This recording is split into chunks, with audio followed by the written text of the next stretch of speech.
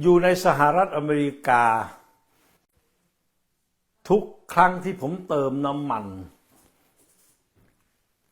ผมคิดมากกว่าคนอื่นหรือเปล่าไม่ทราบนะครับพอเห็นน้ำมันขึ้นราคาอีกผมคิดไปถึงว่า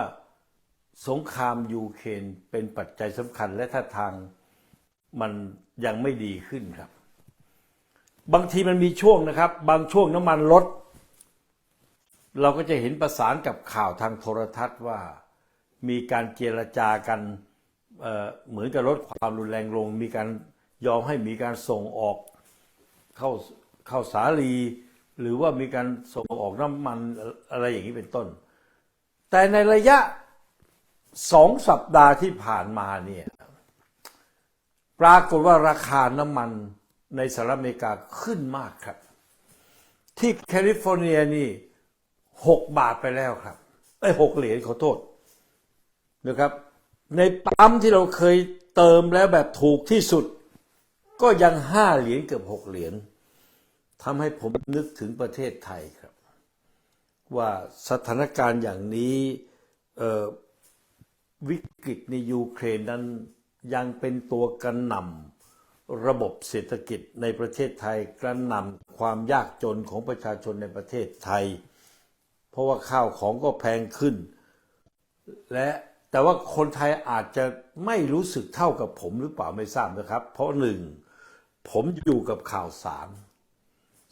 2ในสหรัฐอเมริกานี่เขาไม่ได้แทรกแซงราคาน้ำมันเขาปล่อยขึ้นไปตามกลไกราคาแต่ประเทศไทยนี่มีการอุ้มราคาน้ำมันตลอดดังนั้นกองทุนน้ำมันของประเทศไทยนั้นผมก็พยายามจะดูว่าข่าวกองทุนน้ำมันนี่ติดหนี้ไปเท่าไหร่แล้วปรากฏว่าเมื่อเดือนสิงหานี่หนี้มันไป100,000 กว่าล้านแล้วก็ประเมินว่าถึงเดือนตุลาเนี่ยจะเป็น150,000 ล้านนี่ครับจากฐานเศรษฐกิจข่าวเมื่อวันที่21 สิงหานะครับที่คุณอนุสรณ์ธรรมใจนักเศรษฐศาสตร์บอกว่าเขาเสนอว่าไม่ควรจะอุ้มราคาน้ำมันเพราะการอุ้มราคาน้ำมันนั้นคือการขาดทุนทุกวันแต่ว่าประยุทธ์ต้องอุ้มเพราะไม่งั้นอยู่ไม่ได้ดังนั้นวันนี้ประเทศไทยกินตัวเองครับนั่นก็เป็นผลอันหนึ่งแต่ที่ดูผลจากข่าวเมื่อวันที่12นะครับตุลาคมคือเรื่องการระเบิดสะพานในไครเมียนี่เป็นข่าวจาก VOA เรื่องข่าว VOA นี้คงไม่ต้องไปวิตกกังวลอะไรนะครับเพราะเรื่องการระเบิดสะพานนี่ฉบับไหนลงเหมือนกันหมดการระเบิดสะพานที่ไครเมียทำให้สถานการณ์สงครามในยูเครนปะทุแรงขึ้นอีกเพราะว่าไปเหยียบจมูกรัสเซียครับไครเมียเป็นเมืองติดชายทะเลดำนะครับซึ่งทันทีที่มีวิกฤตในยูเครนตั้งแต่เมื่อเกือบ10 ปีประมาณ8 ปีรัสเซียก็ยึดเลยครับเป็นเมืองแรกที่ยึดแล้วก็ยึดอยู่เฉยเลยครับยึดมา7-8 ปีแล้วก็มีการสร้างสะพานไครเมียนี้เชื่อมต่อเมืองไครเมียวิ่งตรงจากฝั่งรัสเซียเพราะมันเป็นเมืองชายแดนนี่วิ่งตรงจากรัสเซียเข้าไครเมียเลยเพื่อที่พูดง่ายยึดถาวรว่างั้นเถอะส่วนไอ้ที่ยึดกันอีก4 เมืองใหญ่ๆเนี่ยนะครับอันนี้ทีหลังที่ทำประชามติให้ประชาชนทำประชามติว่าพร้อมจะอยู่กับรัสเซียที่ผมเคยออกข่าวไปแล้วนั้นปรากฏว่าวันนี้ยูเครนก็ตีคืนอีกนี่ครับ BBC บอกเหตุระเบิดสะพานเชื่อมไครเมียรัสเซียสำคัญอย่างไรสถานการณ์ในไครเมียจึงกลายเป็นสัญญาณบอกว่าเฮ้ยนี่ตกลงยูเครนลุกเข้ามาในเมืองของตัวเองแล้วนะที่ถูกรัสเซียยึดมาเกือบ10 ปีมาเนี่ยพูดง่ายๆว่ารัสเซียเสียหน้ามาก จริงๆยังยึดไครเมียไม่ได้นะครับสำหรับยูเครนยังตียึดไม่ได้แต่มีการก่อเหตุขึ้นแล้วก็ค่อนข้างแน่ชัดว่าเป็นฝีมือของยูเครนที่มาล้วงตับรัสเซียในเมืองของตัวเองที่ถูกรัสเซียยึดไปนี่คือเป้าหมายของยูเครนนะครับที่จะยึดคืนพื้นที่ทั้งหมดที่ผมเอาเรื่องนี้มาเล่าท่านอาจจะบอกเฮ้ยมันก็โนเนียกันไม่หยุดไม่หย่อนแต่นี่แหละครับผมอยากให้พี่น้องเราติดตามสถานการณ์จริงและสถานการณ์จริงในยูเครนนี้กำลังบอกให้เห็นว่าระบบเผด็จการในประเทศไทยนี่วันนี้ดูท่าทางแล้วถลายไปอยู่กับรัสเซียกับจีนแน่นอนแล้วครับแล้วไม่สนใจโลกแล้วว่าโลกจะคิดยังไง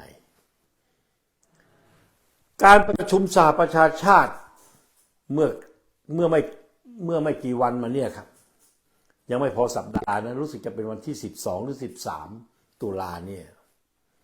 เขามีการโหวตมติในสหประชาชาติประณามรัสเซียในการยึดครองดินแดนของประเทศอื่นโดยใช้กำลังซึ่งนี่คือหลักกฎหมายการกฎหมายระหว่างประเทศพื้นฐานเลยคือการจะใช้กำลังไปยึดดินแดนคนอื่นนั้นถือว่าผิดกฎหมายระหว่างประเทศอย่างรุนแรงที่สุดซึ่งเสียงส่วนใหญ่ในโลกประณามรัสเซียแต่ไทยไม่แสดงความเห็นครับการไม่แสดงความเห็นของไทยนี้แหละมันบ่งบอกให้เห็นถึงสัญญาณว่าทิศทางการเมืองในประเทศของไทยที่เป็นเผด็จการและต้องการหลังพิงจากมหาอำนาจที่ผ่านมาก็คือพิงจีนกับรัสเซียและวันนี้ยิ่งชัดเมื่อเจอกับพม่าก็เป็นเผด็จการที่โหดเหี้ยมปรากฏว่าจีนรัสเซียก็คุ้มครองไทยก็ร่วมด้วยพอมาเจอมติสหประชาชาติซึ่งเดี๋ยวผมจะบอกกับท่านก็จะทำให้เราเห็นว่าใช่แล้วสถานการณ์ในประเทศไทยแม้จะมีการเลือกตั้งแต่ว่าแกนหลักอำนาจทางของวังที่เป็นของทหารเนี่ยที่จะต้องหมุนไปตามวังเนี่ยมีแนวโน้มว่าจะทวนกระแสโลกดังนั้นสถานการณ์ที่คุยกับท่านวันนี้จำเป็นที่จะต้องคุยข่าวประจำรายการนี้เป็นข่าวต่างประเทศด้วยเพราะกำลังจะส่งผลอย่างรุนแรงต่อไป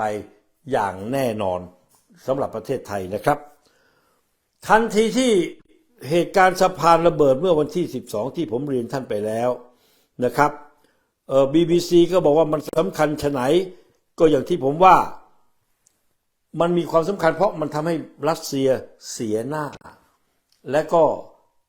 เป็นเมืองที่รัสเซียถือว่าเป็นการยึดเมืองของยูเครนที่เป็นธงชัยจุดแรกเลยถูกกระทบทำให้รัสเซียตอบโต้นี่เป็นข่าวจาก BBC นะฮะตอบโต้พื้นที่หลักๆในถล่มในกรุงเคียฟปูพรมเลยครับรัสเซียถล่มยูเครนรอบใหม่ตอบโต้การระเบิดสะพานเชื่อมไครเมียสถานการณ์นัวเนียพันพัวกันแต่มันมีข่าวหลายอย่างซึ่งผมจะมาสรุปให้ท่านเห็นก่อนเพื่อให้เราเห็นว่าสงครามในยูเครนวันนี้ยังไม่รู้แพ้รู้ชนะแต่เท่าที่ผมฟังสัญญาณข่าวนะครับแต่ส่วนใหญ่เป็นข่าวตะวันตกนะครับถ้าจะบอกคุณสุนัยไม่ฟังข่าวจีนฝั่งรัสเซียบ้างพยายามหาครับแต่มันไม่มีและนี่คือการต่อสู้ในทางการทหารและการเมืองระหว่างประเทศคือเรื่องการข่าวอย่างที่ผมเคยบอกกับท่านหลายทีแล้วนะครับว่าในโลกตะวันตกนั้นมันไม่ใช่ข่าวของรัฐบาลแต่มันเป็นข่าวภาค เอกชนที่เขาทำธุรกิจขายข่าว และเขามีแหล่งข่าวและผู้ปฏิบัติการเรื่องข่าวทั่วโลกซึ่งมนุษย์ต้องการมนุษย์นี่หิวข่าวพอๆกับหิวข้าวเลยนะครับดังนั้นเขาจึงขายข่าวเป็นสินค้าซึ่งรัสเซียไม่มีสำนักข่าวที่มีลักษณะเป็นการธุรกิจอย่างนี้เช่นทัสก็ไม่ใช่เป็นสำนักข่าวของรัฐจีนก็มีซินหัวก็เป็นของรัฐเครดิตความเชื่อถือก็น้อยและอัตราถี่ของการเก็บข่าวรายงานนี่มันน้อยกว่าโลกตะวันตกนะครับอันนี้ก็ต้องขอบอกความเป็นจริงว่ายอมรับข้อเท็จจริงอันนี้แต่ว่าข้อเท็จจริงจะเป็นอย่างไรท่านติดตามเรื่อยๆครับผมดังนั้นการรายงานข่าวของรัสเซียกับยูเครนเนี่ยผมจะเอาข่าวหลายๆอันเนี่ยมาวางถ่วงดุลกัน BBC บอกว่าสงครามยูเครนมีความแปลกประหลาดคือถ้าทางรัสเซียจะขาดอาวุธผมเคยเอาข่าวมารายงานท่านแล้วว่ารัสเซียหาซื้ออาวุธจากเกาหลีเหนือหาซื้ออาวุธจากประเทศที่เคยซื้ออาวุธของตัวเองไปก็ผมไม่ค่อยมั่นใจว่าใช่หรือเปล่าว่าข่าวประเภทนี้แต่วันนี้มีข่าวยืนยันมาอีกว่ารัสเซียขาดแคลนอาวุธจากหลักฐานอะไรครับจากหลักฐานไม่ใช่หลักฐานข่าวเอาข่าวให้ท่านดูก่อนข่าว BBC เมื่อวันที่14ตุลาบอกสงครามยูเครนกองทัพรัสเซียกำลังขาดอาวุธเช็คยังไงว่าขาดอาวุธเขาบอกว่าไอ้จรวดที่ถูกยิงขีปนาวุธต่างๆที่ถล่มเนี่ยที่ถล่มตอบโต้เรื่องสะพานไครเมียถูกก่อวินาศกรรมเนี่ยนะครับเป็นอาวุธที่ถูกใช้สำหรับยิงจากพื้นสู่อากาศแต่รัสเซียเอามายิงจากพื้นสู่พื้นครับความแม่นยำมันก็ผิดไปเพราะมันผิดประเภทการใช้ข่าวบอกว่ารัสเซียยิงขีปนาวุธอะไรบ้างดูนะครับขณะที่กองกำลังรัสเซียใช้การโจมตีด้วยการยิงขีปนาวุธในหลายวันที่ผ่านมากลับมีคำถามเกิดขึ้นว่าพวกเขาใช้ขีปนาวุธประเภทใดนี่ผิดกับตอนต้นนะตอนต้นนี่โอ้โหยิงขีปนาวุธตามสเปคเลยแต่ตอนนี้เขาบอกว่าผู้เชี่ยวชาญด้านความมั่นคงเห็นตรงกันว่ารัสเซียใช้ขีปนาวุธที่ยิงจากพื้นดินสู่อากาศเพื่อเล็งเอาไปใช้เล็งเป้าหมายในพื้นดินแทนนะครับเป็นส่วนหนึ่งที่บ่งชี้ว่ากองทัพรัสเซียเผชิญกับการขาดแคลนอาวุธที่ใช้ในการโจมตีภาคพื้นดินแล้วคืออาวุธที่ใช้โจมตีภาคพื้นดินที่ตั้งแต่เดิมที่ทำนั้นเริ่มหมดก็เลยต้องเอาอาวุธที่ยิงจากพื้นดินสู่อากาศยิงเครื่องบินยิงอะไรต่างๆนี่มาใช้แทนความเป้าหมายก็ความแม่นยำก็แตกต่างไปอีกหน้าหนึ่งบอกว่าหลักฐานเชิงประจักษ์คืออะไรนี่แหละครับคือข่าวต่างประเทศของตะวันตกไม่ใช่เขาเขียนเฉยๆนะเขาต้องเหมือนเขาตั้งคำถามไว้ว่าคุณเชื่อไม่เชื่อใช่ไหมดังนั้นผมจะเอาหลักฐานมาโชว์คุณหัวข้อบอกหลักฐานเชิงประจักษ์คืออะไรที่ว่ามานี้ภาพถ่ายเขาอ้างภาพถ่ายเศษซากขีปนาวุธที่ถูกโพสต์ทางสื่อออนไลน์เผยให้เห็นซากชิ้นส่วนของขีปนาวุธ S-300 บนพื้นดินในยูเครนโดยทั่วไปแล้วอาวุธประเภทนี้ถูกออกแบบมาให้โจมตีเป้าหมายบนอากาศไม่ใช่บนพื้นดินเขาถ่ายรูปมาด้วยครับถ่ายรูปอาวุธเศษซากที่มันตกอยู่นี่คือการทำข่าวแบบตะวันตกพยายามจะเอาหลักฐานมาโชว์แต่จริงไม่จริงอีกเรื่องหนึ่งแต่ณขณะนี้หลักฐานดูว่าเป็นจริงทีมงาน BBC นี่ครับภาพอันนี้ดูนะฮะทีมงาน BBC ได้พิจารณาอย่างถี่ถ้วนจากภาพถ่ายที่ส่งต่อในสื่อออนไลน์และได้ตรวจสอบยืนยันแล้วว่าภาพถ่ายซากชิ้นส่วน3ภาพนี้ปรากฏในยูเครนตรงกับลักษณะของขีปนาวุธรุ่น S-300 ที่ยิงจากพื้นสู่อากาศพอเขาเห็นเลขรหัสที่ซากจรวดนี้ เขาก็บอกใช่แล้วมันไม่ได้ใช้ยิงลงพื้นดินมันใช้จากพื้นดินสู่อากาศแม้ว่าฝ่ายรัสเซียและยูเครนต่างก็ใช้อาวุธนี้และกล่าวโทษกันไปมาเพื่อเรียกร้องความรับผิดชอบจากผลการใช้อาวุธยุทโธปกรณ์นี้ท่านดูนะครับเขาเอารูปซากอาวุธที่ยิงแล้วก็ชี้เป้าหมายเลขต่างๆเอาเถอะครับเราไม่ใช่เป็นผู้เชี่ยวชาญแต่ว่าอันนี้เราดูในทางการข่าวว่าเขาพยายามจะพิสูจน์อย่างนี้เป็นต้นเห็นไหมครับลักษณะอาวุธที่เห็นซากแล้วเขาบอกว่า BBC ได้วิเคราะห์การโจมตี BBC ได้วิเคราะห์การโจมตีที่ห้างสรรพสินค้าแห่งหนึ่งนะฮะเมื่อปลายเดือนมิถุนายนที่ฆ่าชีวิตชาวยูเครนไปอย่างน้อย20 รายสามารถระบุได้ว่าในการโจมตีครั้งนั้นการใช้ขีปนาวุธหลายแบบไม่ว่าจะเป็นแบบ KH-22S หรือรุ่นอื่นๆรวมทั้งรุ่น KH-32 ทั้งขีปนาวุธดังกล่าวรุ่นก่อนๆมักถูกออกแบบม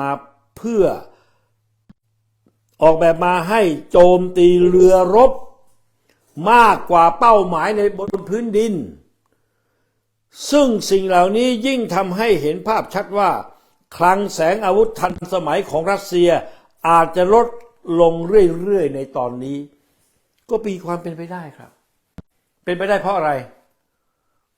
ก็รัสเซียทำสงครามด้วยตัวเองเป็นหลักเลยแล้วคิดว่า7 วันจะเสร็จนี่มันเลย7 เดือนแล้วครับในขณะที่ฝ่ายยูเครนนั้นกำลังน้อยกว่า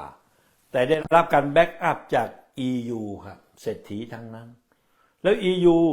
มันไม่ใช่ประเทศเดียวครับอเมริกาอีกอังกฤษอีกอังกฤษนั้นแม้จะออกจากสหภาพยุโรปแล้วแต่ยังเป็นอยู่ในนาโต้ได้รับการสนับสนุนจากนาโต้ก็มีแนวโน้มไม่ขาดแคลนอาวุธสิครับนี่เราพิจารณาของเราเองนะเมื่อไม่ขาดแคลนอาวุธก็รัสเซียก็เหนื่อยดิล่ออยู่คนเดียวอ้าวจีนไม่ช่วยจีนก็ไม่กล้าช่วยโดยเฉพาะช่วยทางจิตใจได้แต่ถ้าช่วยทางอาวุธเข้าไปร่วมก็จะถูกบอยคอตเรื่องการค้าอีกดังนั้นวันนี้ก็เสมือนหนึ่งรัสเซียก็ล่อหมัดรุ่นคนเดียวครับดังนั้นข่าวเรื่องอาวุธนี้น่าจะเป็นไปได้แล้วผลเป็นยังไงครับปรากฏว่าเมื่อระดมยิงเข้าไปสักระยะหนึ่งฝ่ายยูเครนก็ตอบโต้ตลอดนะครับลุกเข้ามาในพื้นที่ในเมืองที่รัสเซียทำประชามติแล้วบอกว่าประชาชนเห็นด้วยประชามติจอมปลอมนี่นะบอกว่าเห็นด้วยปรากฏว่ายูเครนบุกเข้าไปพอบุกเข้าไปทำไงต้องอพยพคนออกครับอ้าวจะอพยพทำไมล่ะในเมื่อเป็นคนยูเครนมันไม่ใช่แล้วครับต้องยอมรับความเป็นจริงว่าเมื่อความขัดแย้งในประเทศถึงขั้นทำสงครามแล้วเนี่ยคนยูเครนส่วนหนึ่งที่ฝักใฝ่รัสเซียก็ไปเลยครับไปเอียงข้างไปรัสเซียเลยผมถึงบอกว่าพี่น้องครับประเทศไทยเรานั้นเราเป็นคนไทยด้วยกันแต่ว่าเผด็จการไทยเขามองว่าเพื่อการที่เขาจะครองอำนาจยาวนานเขาก็แบ่งประชาชนเป็น2 ฝ่ายที่เราเรียกว่าทฤษฎี divide and rule แบ่งแยกและปกครองแล้ววันนี้วังก็ไม่สร้างความปรองดองภายในชาติขึ้นทหารก็ไม่สร้างความปรองดองภายในชาติขึ้นเพราะถ้าประชาชนปรองดองเดี๋ยวกูไม่มีอำนาจเดี๋ยวมันมารวมมาเล่นกูหวาดกลัวกันอย่างนี้ครับเมื่อเป็นอย่างนี้เราต้องดูเหตุการณ์สดๆร้อนๆในยูเครนเป็นหลักเมื่อก่อนเราเห็นในเขมรเราเห็นในเวียดนามวันนี้เขมรเขาก็ปรองดองแล้วเวียดนามก็สงบและปรองดองแต่วันนี้เห็นชัดในยูเครนครับคนแบ่งเป็น2 ฝั่งแล้วฝั่งหนึ่งอยู่กับรัสเซียเลยฝั่งหนึ่งก็อยู่กับยูเครนอยู่กับฝั่งยุโรปแต่ว่ารัฐบาลยูเครนที่ชอบทำยังอยู่แต่ฝ่ายที่ไม่ชอบทำนั้นรัสเซียก็หนุนให้ตั้งรัฐบาลเฉพาะเมืองขึ้น แล้วก็ทำประชามติ แล้วสหประชาชาติก็บอยคอตไม่ยอมรับ ปรากฏว่าพอกองทัพยูเครนบุกเข้าไปก็ต้องถอยสิครับอพยพคนยูเครนครับกลับไปอยู่รัสเซียซะนั่นเป็นอย่างนี้ไปแล้วครับนี่คือบ้านแตกแสลกขาดคือของจริงดูจากข่าวรอยเตอร์นะครับผมไล่ข่าวให้ท่านดูข่าวรอยเตอร์บอกว่ารัสเซียยอมรับว่ามีประชาชนหลบหนีออกจากพื้นที่ที่เมืองเคซอนที่รัสเซียยึดครองอยู่เมืองเคซอนนี่เป็น1 ใน 4เมืองที่ปูตินทำประชามติจอมปลอมขึ้นแล้วบอกว่าอยากอยู่กับรัสเซียหมดวันนี้ยูเครนบุกเข้าไปในเคซอนแล้ว CNN ก็เช่นเดียวกันนะครับบอกรัสเซียช่วยอพยพพลเรือนออกจากภูมิภาคเคซอนที่ตนเองยึดครองขณะที่ยูเครนลุกขึ้นเข้าไปในพื้นที่เคซอนแล้วนี่ CNN นะฮะ The Guardian เหมือนกันครับลักษณะข่าวหลายสำนักข่าวซึ่งถ้ามันไม่จริงนี่เขาลงข่าวอย่างนี้ก็ขายที่หน้าตายนะฮะ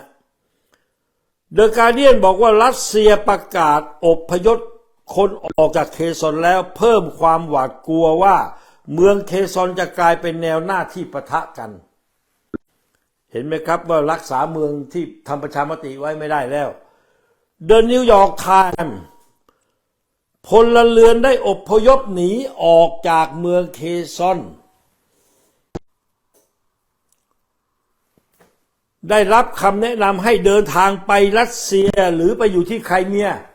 ขนจากเคซอนไปเข้ารัสเซียเลยหรือไปอยู่ที่ไครเมียก่อนก็แล้วแต่อัลจาซีรารัสเซียได้อพยพประชาชนออกจากเคซอนขณะที่กองทัพยูเครนได้ลุกคืบเข้าไปเรื่อยๆส่งสัญญาณว่ารัสเซียกำลังสูญเสียที่มั่นและดินแดนที่ตนพึ่งผนวกไปไม่นานนี้ทั้งนี้รัฐบาลรัสเซียได้ไฟเขียวให้อพยพพลเรือนได้ตามที่รัฐบาลหุ่นเชิดที่มอสโกตั้งขึ้นร้องขอ BBC บอกว่ารัสเซียได้ประกาศอพยพพลเรือนออกจากภูมิภาคเคซอนแล้วนะครับทีนี้เรามาดูข่าวในประเทศไทยรับรองเรื่องนี้บ้างไหมนี่เป็นข่าวต่างประเทศแต่แน่นอนฮะแนวโน้มเนี่ยข่าวไทยเนี่ยก็มักจะซื้อข่าวจากต่างประเทศแต่แน่ก็คือกรองอีกชั้นหนึ่งว่าประเทศไทยคิดยังไงในขณะที่รัฐบาลเผด็จการประยุทธ์วัง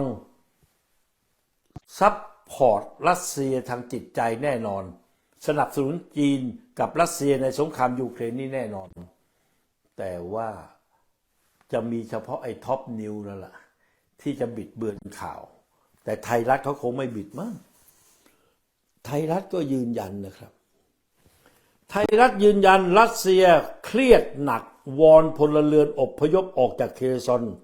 สัญญาณชี้ทหารปูตินอ่อนแอนี่ครับเป็นข่าวไทยรัฐเมื่อวานนี้ก็คงจะ2 วันมาแล้วนะครับเอาละคือเมื่อวันที่14 ตุลาคมสำนักข่าวต่างประเทศรัสเซียเรียกร้องให้พลเมืองในแคว้นเคซอน1 ใน 4แคว้นของยูเครนที่ถูกรัสเซียผนวกเข้าเป็นส่วนหนึ่งของรัสเซีย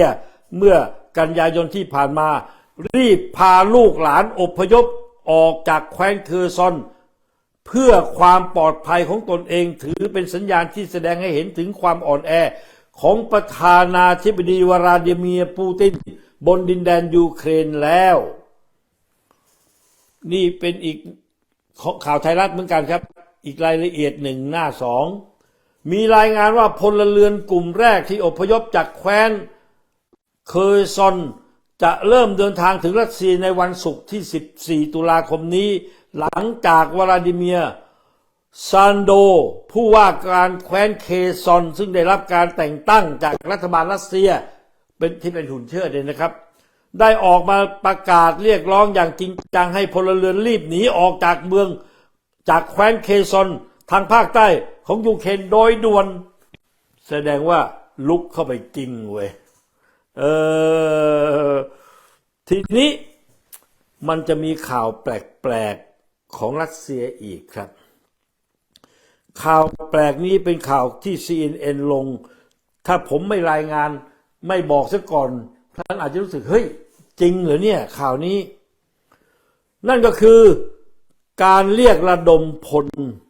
ทหารที่เราได้ข่าวมาว่ารัสเซียระดมพล300,000 คนคนหนุ่มคนสาวก็ประท้วงแม่งทั้งประเทศเลยกันนี่ชุมนุมกันเมืองต่างๆแล้วหลบหนีออกนอกประเทศกันแต่แน่นอนครับก็ยังระดมได้แต่ว่าไม่ถึง300,000ข่าว CNN เมื่อวัน เมื่อวันที่22 กันยายนอย่าเพิ่งบอกเป็นข่าวเก่านะครับเพราะเราไม่ได้รายงานนานแล้วเรื่องยูเครนนี่ข่าวเมื่อวันที่22 กันยายนปรากฏว่ามีรายละเอียดข่าวทั้งภาษาอังกฤษด้วยนะครับผมให้ท่านดูโค้ดแรงเงาสีฟ้าเลยครับข่าว CNN บอกว่าปูตินสามารถจะเรียกกำลังพลเสริมได้ตามที่เขาต้องการแต่รัสเซียจะไม่มีทางที่จะฝึกอบรมหรือสนับสนุนทหารใหม่เหล่านี้ได้ทันเวลาครับมันเร่งไงก็เลยออกกฎหมายระดมกำลังเอาคนหนุ่มมาอ้าวแล้วทหารมันตายไปเยอะจะต้องเอาไปทดแทนเนี่ยแล้วทหารไม่ได้ฝึกคนหนุ่มๆเขาไม่ได้ฝึกนี่ก็จับเข้ามาไม่เข้ามาก็ผิดกฎหมายเนี่ยเขาบอกว่าฝึกไม่ทันครับแล้วข่าวรายงานว่าไม่มีทางเลยที่รัสเซียจะฝึกอบรมทหารใหม่เหล่านี้ให้รู้จักการใช้อาวุธและเอาตัวรอดในสมรภูมิเมื่อส่งไปรบในแนวหน้าไปเจอกับกองทัพยูเครนพวกทหารใหม่300,000 คนเหล่านี้จะกลายเป็นหายนะครั้งใหม่หลังจากปูตินได้เปิดฉากบุกยูเครนมา7 เดือนกว่าแล้วตอนนี้กองทัพรัสเซียกำลังดิ้นรนกับการขาดแคลนอุปกรณ์ที่จำเป็นใช้ด้วยครับนอกจากไม่สามารถจะฝึกทหารได้แล้วตามที่ CNN บอกเขาบอกว่ายังขาดแคลนอุปกรณ์อีกครับขาดแคลนอุปกรณ์ที่จำเป็นที่ใช้ในการรบแนวหน้าอยู่แล้วเพราะพวกเขาได้สูญเสียอุปกรณ์เหล่านี้ไปในการรบในดินแดนยูเครนเป็นจำนวนมากเป็นคำกล่าวของอเล็กซ์ลอร์ดผู้เชี่ยวชาญชาวยุโรปและยูเรเซียของบริษัทวิเคราะห์กลยุทธ์ไซบีเรียนในลอนดอนนี่เป็นข่าวจากฝั่งสหภาพยุโรปนะฝั่งลอนดอนฝั่งอังกฤษแน่นอนครับข่าวอย่างนี้รัสเซียไม่ให้ลงอยู่แล้วถ้าเชื่อก็ได้ไม่เชื่อก็ได้เราดูข่าวอื่นประกอบมันมีข่าวอื่นประกอบอีกนี่นะครับข่าวจาก Yahoo ที่อ้างอิงจาก Standard ท่านจะเห็นนะครับว่าธุรกิจเดี๋ยวนี้ออนไลน์เว็บไซต์อีเมลต่างๆเนี่ยเดี๋ยวนี้เขาเป็นสำนักข่าวหมดแล้วพัฒนาไปเป็นสำนักข่าวแล้วนะกำลังพลสำรองของรัสเซียถูกเรียกระดมพลเพื่อเข้ามาสู้รบกับยูเครนแต่ทหารต้องซื้อเสื้อเกราะมาใส่เองนะครับแปลกครับอีกอันหนึ่งครับเป็น ITV จะไม่ใช่ ITV ในประเทศไทยนะครับ ITV ก็ลงข่าวเรื่องการทหารต้องซื้ออุปกรณ์ป้องกันตัวเองครับพ่อแม่ก็ต้องซื้อให้เพราะลูกจะไปแล้วจะทำยังไงจะหนีออกนอกประเทศก็ไม่ได้ไอ้รักชาติก็รักหนีแต่ก็กลัวลูกตายก็ต้องซื้อแล้วเขาบอกทางออนไลน์นี่ขายกันเกลื่อนเลยครับเกิดการทุจริตในกองทัพขโมยเอาอุปกรณ์เหล่านี้ไปวางขายทางออนไลน์ครับโอ้เฮ้ยไปถึงขนาดนั้นแล้วนะเรื่องอย่างนี้ในสมัยพระเจ้าซาร์ก็เหมือนกันครับ วันที่ยังไม่ได้ประกาศสงครามในสงครามโลกครั้งที่หนึ่งก็ดูเข้มแข็งแต่พอประกาศสงครามครั้งที่โลกครั้งที่หนึ่งกับออสเตรียฮังการีความอ่อนแอมันปรากฏชัดเลยครับถึงบอกว่าระบบกองทัพที่ล้าหลังเนี่ยดูแข็งแรงแต่มันยังไม่ได้รบอันนี้พิสูจน์แล้วกองทัพรัสเซียพอรบเข้าไป7 เดือนยังไม่ใช่รบใหญ่นะครับแค่รบใน1 ประเทศของยูเครนเท่านั้นขาดแคลนระบบการทุจริตคอร์รัปชันเกิดขึ้นผมไม่ได้มาโจมตีมาดูข่าวของไอทีวีนี้หน่อยบอกว่ากำลังพลสำรองของรัสเซียคงต้องซื้อเสื้อเกราะมาป้องกันตัวเองขณะที่ราคาในตลาดมืดซื้อขายออนไลน์พุ่งพรวดหน่วยข่าวในประเทศอังกฤษระบุหน่วยข่าวกองของทหารของอังกฤษอัปเดตสถานการณ์การสู้รบระหว่างรัสเซียกับยูเครนโดยกล่าวว่าการทุจริตคอร์รัปชันที่แพร่กระจายไปทั่วในรัสเซียจนถึงความล้มเหลวในการจัดส่งกำลังบำรุงยังคงเป็นเหตุผลหลักที่ทำให้กองทัพรัสเซียโชว์ฟอร์มการรบได้ย่ำแย่ที่สุดในสงครามการรบในยูเครนเสื้อเกราะรุ่น 6B เสื้อเกราะรุ่น 6B 45ซึ่งปกติถือเป็นอุปกรณ์ทางการทหารใช้กันอยู่ทั่วไปในกองทัพรัสเซียโดยถือว่าเป็นส่วนหนึ่งของอุปกรณ์การใช้สอยที่เรียกว่าอุปกรณ์เครื่องใช้ส่วนบุคคลตามมาตรฐานของ Ratnik โปรแกรมได้ถูกวางขายกันเกลื่อนในเว็บไซต์ต่างๆในรัสเซียด้วยราคา 40,000 รูเบิลประมาณ$640หรือ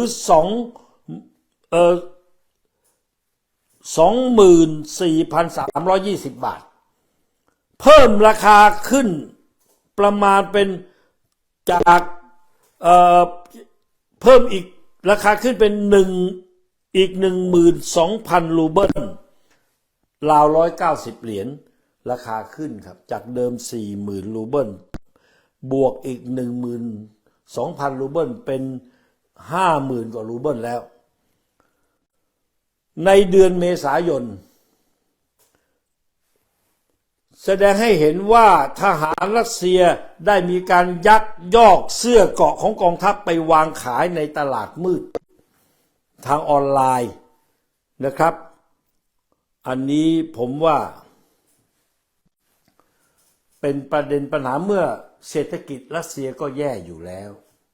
พอเจอสงครามไม่ต้องทำมาค้าขายกันแล้วครับและถูกบอยคอตคว่ำบาตรจากโลกตะวันตกด้วยเงินทองก็เริ่มหายากขึ้นไอ้เนื้อร้ายของมะเร็งมันก็ขยายตัวนั่นคือเนื้อร้ายคอร์รัปชันก็มาในสกายนิวเขาลงข่าวอีกครับบอกรายละเอียดอีกว่าในสกายนิวบอกว่ากำลังพลสำรองของรัสเซียต้องซื้อเสื้อเกราะเองขณะที่ราคาขายเสื้อเกราะในตลาดออนไลน์ก็พุ่งสูงขึ้นหลายสำนักข่าวแล้วความปั่นป่วนก็ตามมาอีกก็เหมือนกับลูกน้องพลทหารยิงนายทหารเกิดขึ้นในกองทัพรัสเซียแล้วข่าวนี้ไม่ใช่ผมไม่ได้อ้างข่าวรัสเซียแล้วนะไม่ได้ข่าวฝรั่งแล้วนะข่าวเมื่อวันที่15 ตุลาเป็นข่าวของผู้จัดการออนไลน์ครับเราก็รู้นะครับผู้จัดการนี่ของคุณสนธิก็ฟาดรัสเซียมาตลอดผมเลยหยิบเอาข่าวนี้มาเพื่อประกอบให้เห็นว่าความปั่นป่วนในแนวหลังของรัสเซียเป็นจริงแล้วนะครับทัพรัสเซียขวัญเสียมือปืนยิงทหารอาสาที่จะออกไปสู้รบกับยูเครนตายคาสนามฝึกเสียชีวิตไป11 รายประเภทจ่าคลั่งครับอันนี้เป็นข่าวของผู้จัดการออนไลน์นะครับกลุ่มมือปืนก่อเหตุยิงผู้คนเสียชีวิต11 รายที่สนามฝึกทหาร แห่งหนึ่งของรัสเซียในวันเสาร์ที่ 15 ตุลาคมจากการเปิดเผยของกระทรวงกลาโหมในความเสียหายล่าสุดที่เกิดกับกองกำลังของประธานาธิบดีวลาดิเมียร์ปูตินนับตั้งแต่เปิดฉากลุกลามในยูเครนสำนักข่าว RIA รายงานอ้างกระทรวงกลาโหมรัสเซียระบุว่ามีผู้ได้รับบาดเจ็บถึง 15 รายในเหตุการณ์ที่เกิดขึ้นในแคว้นเบลโกรอดทางตะวันตกเฉียงใต้ของประเทศที่มีชายแดนติดกับยูเครนในวันเสาร์ที่ 15 ตุลาคมโดยคนร้ายซึ่งเป็นชาย2 คนยิงเข้ากลุ่มคนที่อาสาเข้าร่วมในสงครามเสียชีวิตเอานี่เป็นข่าวจากผู้จัดการนะครับผมก็เลยโพสต์มาให้เห็นไปเลยเอาให้ท่านดูด้วย1 วันก่อนหน้านี้ประธานาธิบดีปูตินแห่งรัสเซียเพิ่งระบุว่าการเรียกระดมกำลังพลสำรองหลายแสนนายเพื่อส่งไปรบในยูเครนจะสิ้นสุดลงภายใน2 สัปดาห์หลังก่อให้เกิดเสียงวิพากษ์วิจารณ์อย่างมากและทำให้พลเรือนรัสเซียจำนวนไม่น้อยตัดสินใจหลบหนีออกนอกประเทศเห็นนะฮะเอาละนี่คือข่าวของรัสเซียในข่าวเดอะการ์เดียนก็เช่นเดียวกันนะครับข่าวเดอะการ์เดียนก็ลงข่าวเรื่องการทุจริตเกี่ยวกับเรื่องเครื่องมือทางการทหารท่านดูนะฮะนี่ข่าวเดอะการ์เดียนเมื่อวันที่15ครับวันเสาร์ที่15 ตุลาคมนี้นะครับการทุจริตคอร์รัปชันที่แพร่ระบาดและความล้มเหลวในการส่งกำลังบำรุงคือสาเหตุที่ทำให้กองทัพรัสเซียอ่อนแอกระทรวงกลาโหมอังกฤษแถลงว่าสถานการณ์รัสเซียตอนนี้เลวร้ายมากกำลังพลสำรองที่ถูกระดมพลมาต้องซื้อเสื้อเกราะมาใส่กันเองแล้วอันนี้เป็นความแปลกนะครับความแปลกประหลาดเหล่านี้ผมยังไม่ยืนยันว่าจะเกิดอะไรขึ้นหรือข่าวจริงๆที่จะเกิดขึ้นตามนี้ไหมแต่ข่าวมันออกมาจากแหล่งข่าวฝั่งอังกฤษย้อนหลังกลับไปเมื่อสงครามโลกที่1อย่างที่ผมเรียนท่านทราบเหมือนกันครับทันทีที่พระเจ้าซาร์ประกาศสงครามกับออสเตรียฮังการีและเยอรมันความขาดแคลนอุปกรณ์ต่างๆก็เริ่มเกิดขึ้นแต่ยังมองไม่เห็นจนทั้งลบไปสักระยะหนึ่งเครื่องไม้เครื่องมือมันเริ่มขาดแล้วการส่งกำลังบำรุงไม่พอระบบการส่งกำลังล้าหลังขึ้นอาวุธปืนไม่พอให้กับทหารในแนวหน้าความบกพร่องมันก็เห็นชัดและสุดท้ายก็พังทลายผมไม่ได้บอกว่าทางปูตินจะพังทลายเร็วนะครับเพราะถ้าพังทลายเร็วเช่นนั้นรัฐบาลไทยมองไม่เห็นคุณประยุทธ์ก็แสดงว่าจุดแข็งคือหัวจุดอ่อนคือสิ่งที่อยู่ในหัวแน่ๆคุณประยุทธ์ดังนั้นการประชุมของสหประชาชาตินะครับเมื่อวันที่13จึงเกิดสิ่งที่เรียกว่าจุดแข็งอยู่ที่หัวคุณประยุทธ์เนี่ยจุดแข็งอยู่ที่หัวจุดอ่อนคือสิ่งที่อยู่ในหัวนั้นมีสหประชาชาติมีญัตติเรื่องประณามรัสเซียในการที่ใช้กำลังยึดครองประเทศอื่นซึ่งอันนี้เป็นเรื่องกฎหมายระหว่างประเทศพื้นฐานเลยครับทำไม่ได้ไทยก็เคยประณามเวียดนามในสงครามตอนปลายของสงครามเย็นที่กองกำลังเวียดนามบุกเข้าไปในเขมรแต่วันนี้ไทยกลายเป็นว่าไม่ประณามเรื่องการยกกำลังบุกประเทศอื่นถ้าใครจะบอกว่ายูเครนก็เป็นประเทศรัสเซียในอดีตอันนั้นใช่ครับแต่เขาแยกมา 4-50 ปีแล้วนะหลังจากระบบรัสเซียระบบสหภาพโซเวียตล่มสลายดังนั้นเรื่องอธิปไตยของยูเครนก็เป็นของเขาดังนั้นการที่ใช้กำลังเข้าไปยึด แล้วก็ทำประชามติจอมปลอมเพื่อจะได้ผนวกดินแดนไปเป็นของรัสเซียเลยนี่อันนี้ปรากฏว่าไทยทำเฉยครับ BBC รัสเซียกับยูเครนนะครับ143ชาติหนุนมติ UN ประนามรัสเซียส่วนไทยและอีก34ชาติงดออกเสียงครับเรื่องนี้ผมอยากให้ท่านดูรายละเอียดนิดหนึ่งแล้วท่านจะเห็นว่าบางประเทศไม่น่าเชื่อครับอยู่ใกล้กับรัสเซียได้รับการช่วยเหลือจากรัสเซียแต่ไม่โหวตให้รัสเซียครับไม่โหวตให้รัสเซียไทยเนี่ยอยู่ห่างจากรัสเซียในสงครามเย็นก็อยู่คนละฝั่งแต่วันนี้เกรงใจรัสเซียอย่างยิ่งจะเป็นเพราะว่าเกรงใจจีนด้วยหรือเปล่าที่ผมพูดมาเสมอว่าราชสำนักของเราเนี่ยเกาะอยู่กับจีนและรัสเซียเพราะว่าต้องการคุ้มครองจากการรัฐประหารหรืออำนาจเผด็จการใน BBC ภาคภาษาไทยบอกอย่างนี้ผมให้ท่านดูเลยนะครับเมื่อวันที่12ตุลาคมที่นิวยอร์กสหรัฐอเมริกาที่ประชุมสมัชชาใหญ่สหประชาชาติ143ประเทศจาก193ประเทศ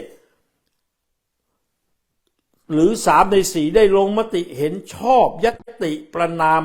ดังกล่าวที่ระบุความพยายามของรัสเซียในการผนวกดินแดน4แคว้นของยูเครนเป็นการกระทำที่ผิดกฎหมายมีเพียง4ประเทศที่ค้านได้แก่ซีเรียชัดเจนเพราะรัฐบาลซีเรียที่เกิดสงครามกลางเมืองมายาวนานนี้รัสเซียสนับสนุนรัฐบาลซีเรียค้านเลยไม่ให้โหวตนิคารากัวแน่นอนครับ2ละ3เกาหลีเหนือใช่เลยครับ4เบลารุส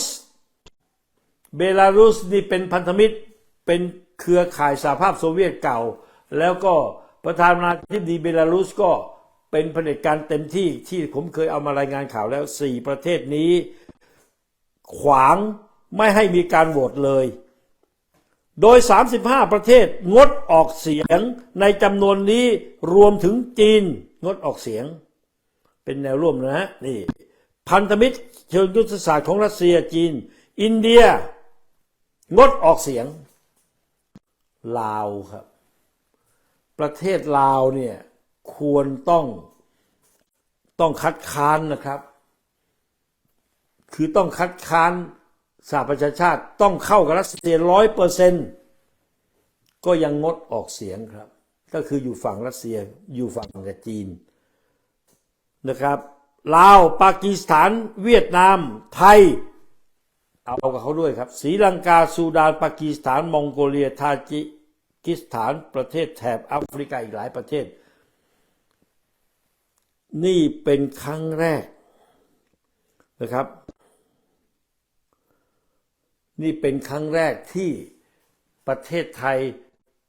ได้แสดงบทบาทในทางสหประชาชาติที่ทวนกระแสความถูกต้องของกฎหมายระหว่างประเทศตามข่าวบอกว่าขณะที่ชาติอาเซียนอื่นๆพม่ากัมพูชา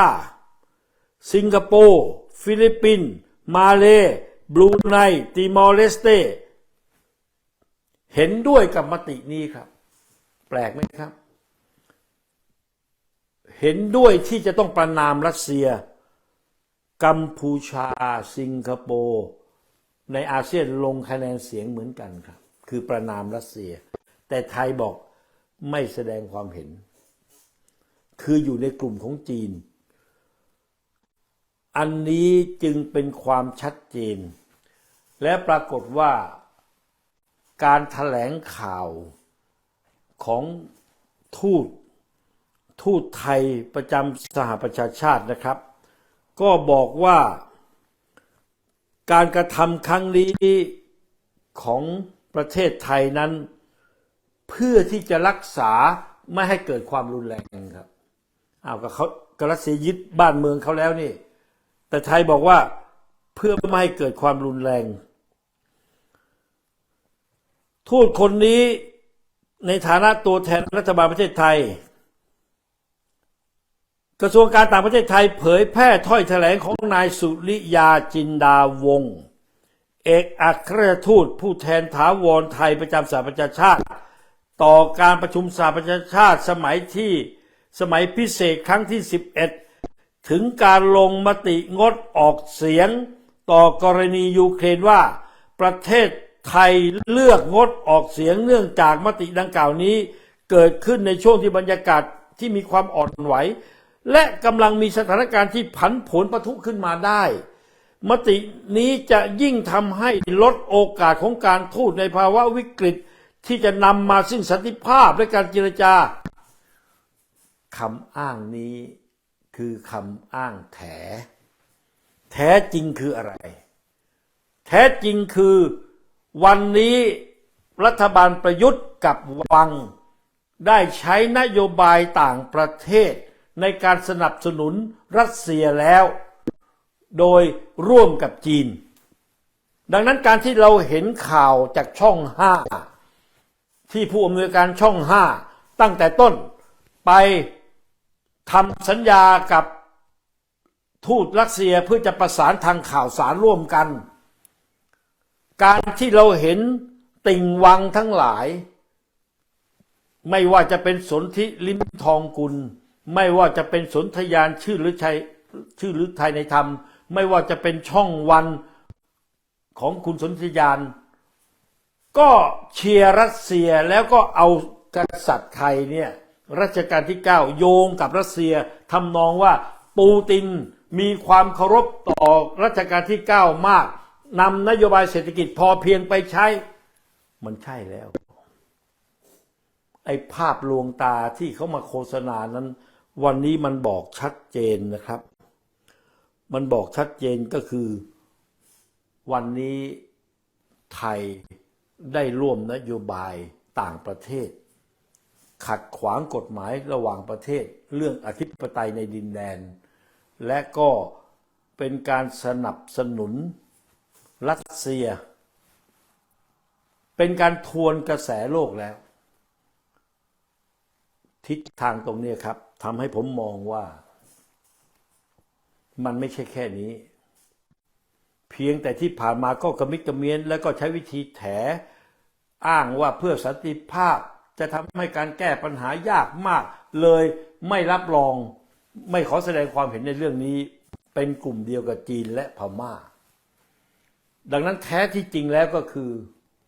ต้องการจะดำรงอยู่ในระบบอำนาจแบบเผด็จการในฝั่งของจีนและรัสเซีย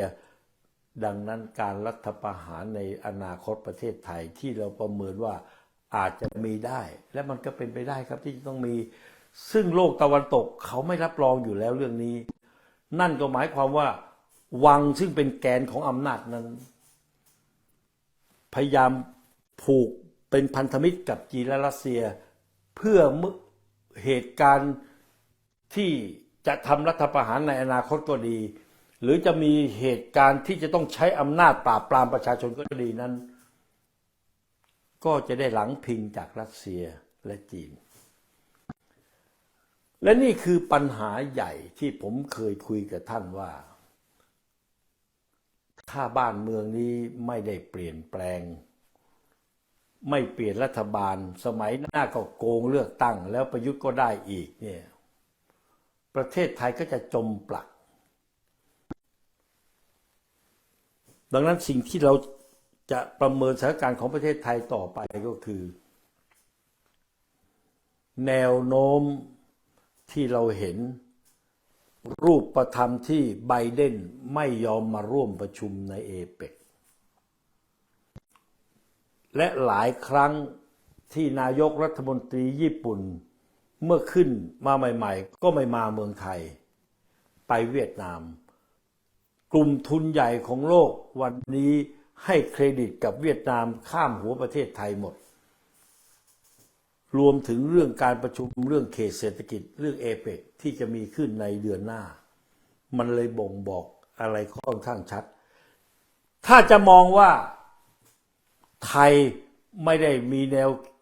คิดอย่างที่คุณสุนัยวิเคราะห์ เพียงเพราะต้องการดึงปูตินมาประชุมในเอเปกดึงสีจิ้นผิงมา ผมว่า